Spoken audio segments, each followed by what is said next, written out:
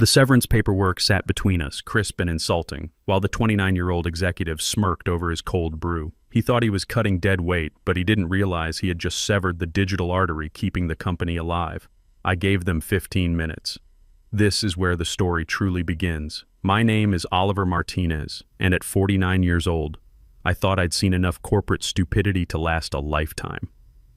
After 16 years keeping Stanton Corporation's digital infrastructure running and 4 years in the Navy before that, I figured I'd earned the right to coast into retirement with some dignity. I was wrong. The silence in the conference room was heavier than the humidity outside. It was thick, suffocating quiet, broken only by the rhythmic click-clack of Felix Walsh's pen tapping against the polished mahogany table. He wasn't even looking at me. He was staring out the window at the skyline, feigning some deep executive burden he hadn't earned and certainly didn't feel. "So, Oliver," Felix said, finally turning his gaze toward me. His eyes were empty, glazed over with the supreme confidence of someone who's never had to worry about medical bills or insurance deductibles. "We feel that we're at a crossroads, a divergence of paths, if you will." I sat perfectly still, my hands folded in my lap, resting on the fabric of slacks I bought 3 years ago. My heart was hammering against my ribs. A frantic drumbeat I prayed didn't show in my neck. Divergence of paths. Corporate speak, forget out. "I'm not sure I follow, Felix," I said. My voice was steady. It was the same voice I used when the servers caught fire in 2019. The same voice I used when hackers tried to breach our payment system on Black Friday 2 years ago. It was the voice of the person who fixes things. Felix sighed, a theatrical exhale that fluttered the edges of the paperwork Nicole Stevens, the HR representative, had slid across the table. Nicole couldn't look at me. She was studying a microscopic scratch on the table's surface, her face flushed with the shame of being an accessory to this. "It's about velocity," Felix said, leaning forward. He was wearing a Patagonia fleece vest over a t-shirt that probably cost more than my truck payment. "Stanton Corporation is pivoting to an agile, cloud-native posture. We need synergy. We need rapid iteration. And frankly, Oliver, your methodology is traditional. It's heavy. It's legacy." He said the word legacy like it was a disease, like it meant worthless. "My methodology," I said slowly, "kept the vendor management system from collapsing during the merger last year. My legacy code is currently processing 45,000 transactions an hour without a single error." Felix waved a hand dismissively, like he was swatting away a fly. "That's exactly the point. You're focused on maintenance.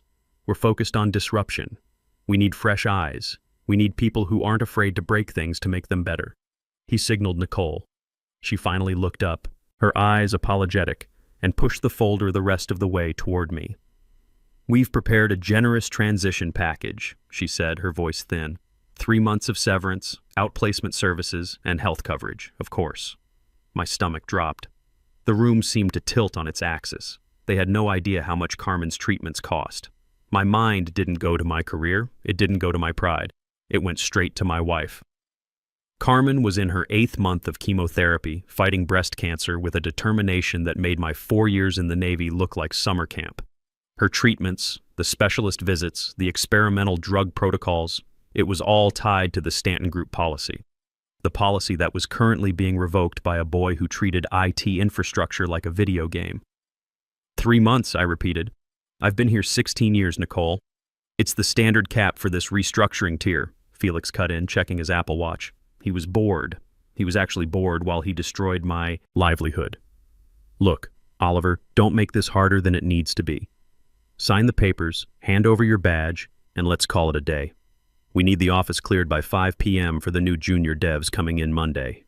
He stood up, signaling the meeting was over. He grabbed his iced coffee, the condensation leaving a ring on the table right next to the termination letter. "We appreciate your service," he said, turning his back to me to look at his phone. "But the future waits for no one." I looked at his back. I looked at the severance agreement, and then a strange calm washed over me. It was the cold clarity of a Navy petty officer realizing the engine room is flooding and there's nothing left to do but seal the compartments. I stood up. I didn't reach for the pen. I reached into my pocket, pulled out my security badge, and slid it across the table. It spun slowly, stopping perfectly between his overpriced coffee and the legal documents. "You've got about 15 minutes, I said. Felix paused. He half turned, a confused frown wrinkling his forehead. "Excuse me?" 15 minutes, I said, smoothing down my shirt, "until the wheels come off. Maybe less." "Is that a threat?" Felix scoffed, a nervous laugh bubbling up. "Because I can have security escort you out right now. I'm not making threats, Felix. I'm stating facts." I looked him dead in the eye. "Good luck finding my documentation."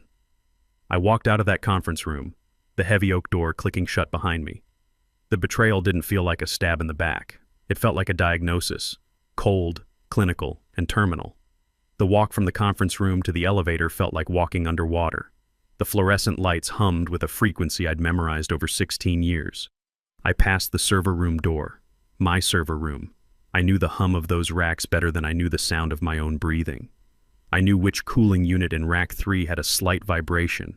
I knew which fiber cable in the ceiling plenum needed adjustment. Every 4 months, I passed cubicles filled with people I'd helped. There was Rachel from accounting, no relation to my daughter, just happened to share the name. I'd recovered her crashed hard drive last Christmas, saving family photos she hadn't backed up. She waved at me, smiling. She didn't know yet. There was Perry from logistics. I'd written the automation script that let him leave at 5 p.m. instead of 7 p.m. to see his kids play baseball. He was on the phone, laughing. I didn't wave back. I couldn't. I stepped into the elevator and pressed the button for the lobby. As the doors slid shut, sealing me off from the 12th floor, the physical weight of the situation hit me. My knees buckled slightly and I had to lean against the metal railing. Unemployed at 49 with a wife fighting cancer and a pension that was 4 years away from full vesting. My chest tightened. The panic was trying to claw its way up my throat, a hot, acrid taste of fear. I closed my eyes and forced myself to breathe. In for 4. Hold for 4. Out for 4. Navy training dies hard. I walked out of the building and into the blinding afternoon sun. The city noise, traffic, sirens, construction assaulted my senses. I felt exposed without that badge on my hip. I was just another middle-aged man on the sidewalk, invisible and irrelevant. I didn't go to my truck. I couldn't sit in traffic right now. Instead, I turned left and walked 2 blocks down to Murphy's Tap. It was a dive bar in the best sense. Dark, smelling of old wood and floor wax, a place where the music was never too loud and the drinks were never watered down. I pushed open the door and the darkness was a relief after the glare outside. Lance Cooper was behind the bar wiping down a glass. He was ex-Army, a man whose silence was heavier and more comforting than most people's conversation. He took one look at my face, my pale skin, the slight tremor in my hand as I placed my phone on the bar, and he didn't ask what I wanted. He just reached for the maker's mark. He poured a double neat and slid it across the scarred wood. "They finally did it?" Lance asked. His voice was gravel, worn down by years of shouting over helicopter rotors in Afghanistan. "Yep," I said. I picked up the glass. My hand was steady now, effective immediately. "Bastards," Lance muttered. "How long you give them?"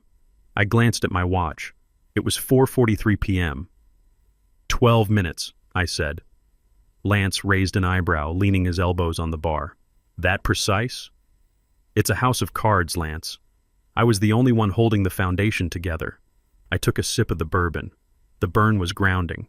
It reminded me I was still here, still fighting. I looked down at my phone. It was black and silent on the bar top, a sleek modern coffin for my career. But I knew what was happening inside the silicon chips of the servers 4 blocks away. You see, Felix and his team of innovators had forgotten one crucial thing. They assumed that systems ran on magic and good intentions. They didn't understand that every network, every database, every transaction that kept their company alive depended on authentication protocols I'd built during my deployment in Bahrain. And at 4:55 p.m., the daily authentication token for the master vendor API was scheduled to refresh. For the last 5 years, that refresh had been handled by a script I wrote, a script named watchdogauth.py. It lived in a secure directory on my admin profile, mapped to execute automatically when my credentials were validated. But I wasn't logged in anymore. My account had been disabled the moment I walked out of that room. "You look like you're waiting for a bomb to go off," Lance observed, pouring himself a coffee. "Not a bomb," I corrected him. "A suffocation. Imagine the oxygen slowly being sucked out of a room. First you don't notice, then you get a little lightheaded, and then suddenly you can't breathe at all." I paused. "I built the oxygen tank." and I just took the key with me. To understand why this hurts so much, you have to understand what Stanton Corporation used to be.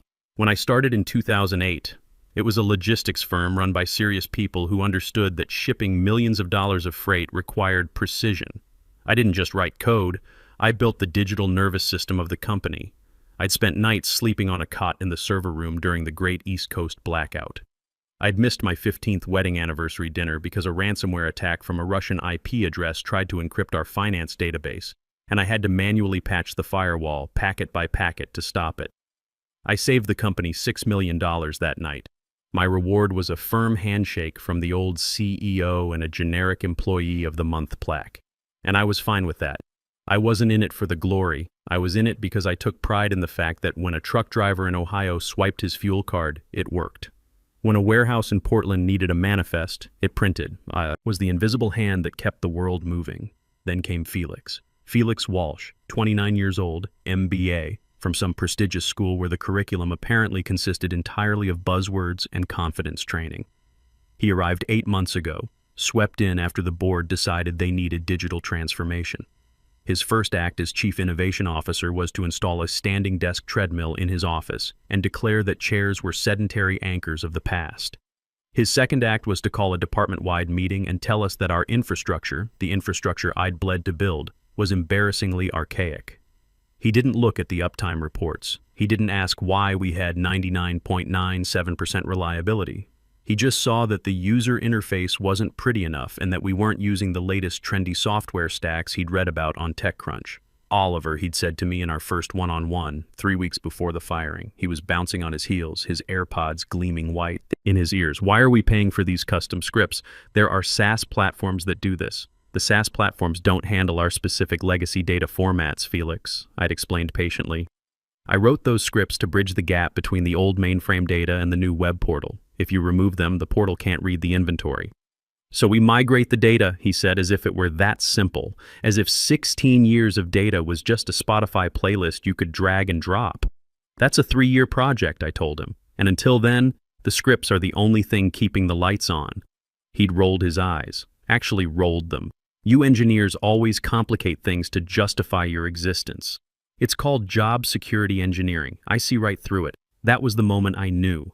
He didn't see me as an asset. He saw me as an obstacle, a grizzled, expensive, old-fashioned obstacle standing between him and his digital transformation bonus. He started cutting me out of meetings. He stopped copying me on architectural decisions. He hired a consultancy firm, a group of 22-year-olds in skinny jeans, to audit my work. They produced a 50-page report filled with graphs that meant nothing, essentially concluding that the IT department was bloated with legacy dependencies. And through it all, I kept working. I kept the scripts running. I kept the patches updated. Because that's what you do. You do the job. But looking at my phone on the bar top of Murphy's, I realized that doing the job had been my fatal flaw. I'd made it look too easy. I'd smoothed out the bumps so effectively that Felix thought the road was naturally flat. He was about to hit a pothole the size of the Grand Canyon. My phone buzzed. I stared at it. The screen lit up. It wasn't a call. It was a notification from the company's automated alert system, a system I'd designed to text the admin when critical failures occurred. Alert. API a youth failure. 503 error. I looked at my watch. 4:56 p.m. Right on time. The phone buzzed again. Alert. Vendor gateway down. Email service degraded. I took another sip of bourbon. The vibration of the phone against the wood felt like justice. It's starting, I said to Lance. What's the education of Felix Walsh about to be? The phone didn't just buzz, it convulsed. It danced across the varnished wood of the bar top, vibrating with desperate, frantic energy that mirrored the chaos I knew was unfolding 4 blocks away. I watched it for a long moment, the screen lighting up the dimly lit corner of Murphy's. Incoming call. Nicole Stevens. Incoming call. Felix Walsh. Message from Perry Logistics. Ollie, are you seeing this? Dashboards are all red. Message from Felix. Hey man, need to ask you something quick. Pick up. You gonna get that? Lance asked, eyeing the device like it was a live grenade. Nope, I said, my voice calm in a way that surprised even me. I'm not on the payroll, Lance. I'm just a guy having a drink. I'm picked up the phone not to answer it, but to flip it face down. The vibration continued, a persistent buzz, buzz, buzz that rattled against the wood, but I ignored it. Instead, I pulled a small leather-bound notebook from my jacket pocket. Old Navy habit, always keep a log. I opened it to today's date and uncapped my pen. 4:56 p.m., watchdog authentication. Failure initiated 5:05 p.m., estimated cascade to billing module 5:30 p.m., warehouse dispatch systems will lose sync. I was writing the obituary of my own career, but also the death certificate of Felix's reputation. I finished my drink, paid Lance with a $20 bill, and told him to keep the change. If anyone comes looking for me, I said, you haven't seen me since Tuesday. Lance finished wiping down the counter. Go home, Oliver. Get some sleep. You look like you need it. I walked out into the cooling evening air. Traffic was gridlocked, standard for 5 p.m., but for the first time in 16 years, I wasn't rushing to beat it. I wasn't checking my email at red lights. I drove my F-150 slow and steady, listening to classic rock while my phone continued to vibrate in the passenger seat like a trapped insect. When I got home, the house was quiet. It was a modest place, a 3-bedroom ranch Carmen and I bought 18 years ago. The mortgage was almost paid off, but we'd refinanced twice to cover medical bills. Carmen was sleeping on the couch, a blanket pulled up to her chin. Chemo days wiped her out completely. I kissed her forehead gently and she stirred slightly, but didn't wake. Her hair was growing back in patches, silver and stubborn. The sight of her there, vulnerable but still fighting, made my chest tighten with something fiercer than anger. I walked into my study, a room filled with spare computer parts and bookshelves lined with technical manuals, and went straight to the fireproof safe in the closet. I dialed the combination. Click, click, clack. The heavy door swung open. I bypassed the passports and birth certificates and pulled out a thick manila envelope labeled Employment Contracts and IP Riders, 2008. I sat at my desk, clicked on the heavy brass lamp, and spread the documents out. I needed to be sure. I knew I was right, but paranoia is an occupational hazard in my line of work. I flipped to page 18, paragraph 9, subsection C. Intellectual property rights regarding personal tooling. Any automated scripts, utilities, or software tools created by the employee primarily for the purpose of personal workflow optimization, developed outside of core business hours, and without the use of proprietary company source code, shall remain the intellectual property of the employee. The company is granted a non-exclusive revocable license to use said tools solely during the term of the employee's active employment. I traced the words with my finger. Revocable. During the term of active employment. I'd written that clause myself. I'd insisted on it because early in my career, I'd seen a company claim ownership of a calculator app a guy wrote on his lunch break. When I signed with Stanton, the old legal counsel, a decent man named Henderson who retired 3 years ago, had laughed and said, "Planning to invent the next Facebook, Oliver?" "Just protecting my toolkit," I'd said. "Keep good records, Oliver," he told me. I looked at the stack of external hard drives on my shelf. I had logs of every hour I spent coding those scripts, timestamps showing 2 a.m. on Saturdays, 11 p.m. on Sundays. I had Git commit logs proving they were written on my personal laptop using open-source libraries. I wasn't just an ex-employee. I was a landlord who'd just evicted a tenant for non-payment.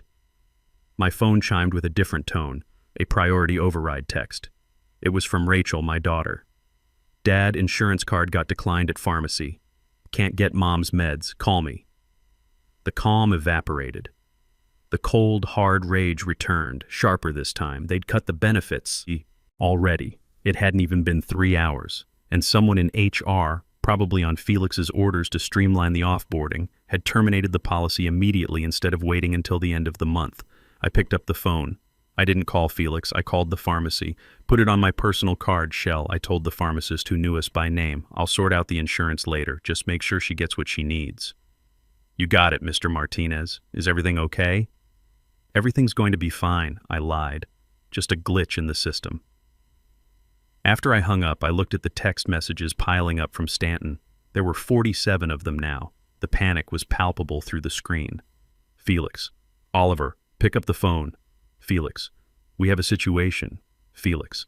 "This isn't funny, man. The whole back end is dark." Felix. "Seriously, pick up or I'm calling legal." Nicole. "Oliver, please call me back. The board is asking questions." Perry. Dude, whatever you did, they're freaking out upstairs. I smiled. A cold, mirthless smile. Call them, I whispered to the empty room. Please call them. I didn't sleep well, but not because I was worried. I was wired. It was the adrenaline of the fight, the same feeling I'd had before boarding actions in the Persian Gulf. I woke up at 6 a.m., made a pot of coffee, and sat on my back porch. The sun was rising, painting the sky in soft pinks and oranges, a stark contrast to the digital apocalypse I knew was raging inside the glass tower downtown. Carmen had woken up early too. She joined me on the porch, wrapped in her favorite robe, the one with coffee stains that she refused to let me throw away. You're up early, she said, settling into the chair beside me. Couldn't sleep. Something happened at work yesterday. It wasn't a question. After 22 years of marriage, she could read my moods like weather patterns. They let me go, I said. She was quiet for a long moment, sipping her coffee. The insurance? I'm handling it. How bad is it going to get? I looked at her, really looked at her. The woman who'd stood by me through 4 deployments, 3 job changes, and now this. The woman who was fighting cancer with more grace than I'd ever shown fighting corporate politics. It's going to get very bad for them, I said, but we're going to be fine. At 7 a.m. sharp, my phone rang. It was a number I didn't recognize, a DC area code, probably corporate lawyers. I let it ring. At 7:15 a.m., it rang again, same number. At 7:30 a.m., Felix called. Carmen raised an eyebrow. You should answer that, she said. Sounds like someone needs you. I took a sip of coffee, black, and swiped to answer. Hello, Oliver. Felix's voice was high-pitched, stripped of all its cool guy veneer. I could hear shouting in the background. I could hear phones ringing. Where the hell have you been? I've been calling you all night. I'm unemployed, Felix, I said, leaning back in my chair. Carmen suppressed a smile. I was sleeping in. That's what us legacy people do when we're put out to pasture. Cut the crap, Felix snapped. What did you do? The entire vendor API is down. The warehouse can't scan barcodes. Logistics is at a standstill. We're bleeding $75,000 an hour. I didn't do anything, Felix. Don't lie to me. It worked fine yesterday morning. You left, and 3 hours later, everything crashed. You planted a logic bomb. I know you did. Security's pulling the logs right now. Pull them, I said calmly. Check them thoroughly. You won't find a logic bomb. You won't find a virus. You won't find a single line of malicious code. Then why isn't it working? Because the watchdog auth script failed to authenticate, I said. There was a pause. The what? The script, Felix. The automation script that handles the token exchange between your ancient mainframe and that shiny new cloud ERP you love so much. It runs every afternoon at 4:55 p.m. It requires valid user credentials to execute, so fix it. I can't. The credentials are tied to my user account. Carmen was watching me now, a slow smile spreading across her face. She was starting to understand. So share the password. Give me the admin keys. I can't do that either, Felix. My account was disabled. By you. Remember? Immediate effect? Then turn it back on. I don't work there anymore, I reminded him gently. I don't have access. I'll reinstate you, he said, desperation leaking through. Temporary contractor status, just come in and fix it. We'll pay you your daily rate. No. Excuse me? I said no. I'm not coming in, Felix. Carmen squeezed my hand. She understood exactly what was happening. Listen to me, Felix's voice dropped, trying to sound menacing but landing somewhere near petulant. If you don't fix this, I'm going to sue you for sabotage. I'm going to sue you for destruction of company property. I will bury you. You want to talk about property? I stood up, Carmen watching with obvious pride. Let's talk about property. Those scripts, the ones keeping your company alive? They aren't company property, Felix. They're mine. What are you talking about? You wrote them while you worked here. Check my contract. 2008. Intellectual Property Rider, Section C. Personal workflow optimization tools created without proprietary code remain the property of the employee. I wrote those scripts on my own time, on my own hardware to fix the mess your predecessors made. I licensed them to Stanton while I was employed. I paused for effect. You fired me. The license expired. The software didn't break, Felix. It was repossessed. Silence. Long, heavy silence. You're bluffing, he whispered. Ask legal, I said. And Felix? You mentioned legacy bloat in the meeting. Those scripts were the bloat. You got exactly what you wanted. You're fully streamlined now. Oliver, please. You have about 2 hours before the backup integrity checks fail, I said, checking my watch. If those fail, the database locks into read-only mode to protect itself. You won't be able to process a single payment. How do I stop it? You don't, I said. You're the Chief Innovation Officer. Innovate. I hung up. Carmen was grinning now. That was beautiful. It's not over yet. By noon, it was on the news. We sat in our living room watching CNBC, the ticker at the bottom scrolling Stanton Corp down 23% after system failure. The anchor was interviewing an industry analyst. It appears to be a total back-end collapse, the analyst was saying. Trucks are sitting at docks unable to unload. Orders are being canceled. Stanton is claiming a cyber incident, but sources inside say it looks like catastrophic failure of internal processes. My phone had been ringing constantly. I'd retained Miles Foster, an old Navy buddy who specialized in labor law, and forwarded him the cease and desist letters that were already arriving. Oliver, Miles called around 2 p.m. This contract is bulletproof, but they're going to try an emergency injunction. The stock is in free fall. Let it fall. The board's getting involved. I'm hearing they want to negotiate. That's when Nicole called. Oliver, please don't hang up. I'm here, Nicole. The board of directors is meeting in an hour. They want to know if you'd be willing to join the call. Join the call as what? As a consultant. Felix is struggling to explain the technical details. The chairman asked for you specifically. I looked at Carmen, who was following every word. She nodded. Tell the chairman, I said, my voice ice cold, that my consulting fee is $5,000 an hour, 4-hour minimum block, paid in advance. And I want Felix on the line, silent, listening to every word. Nicole gasped. Oliver, I can't authorize that. Then don't, I said. But tell the board that the database locks into read-only mode in 90 minutes. And once it does, unlocking it requires a full system wipe and restore from tape backups. That takes 5 days. I'll tell them. The wire transfer notification came at 3:47 p.m. $20,000. Stanton Corporation Emergency Fund. My phone rang immediately. Mr. Martinez. It was a deep, gravelly voice. Hugo Blackstone, the chairman of the board. I'm here, Mr. Blackstone. We have received your terms.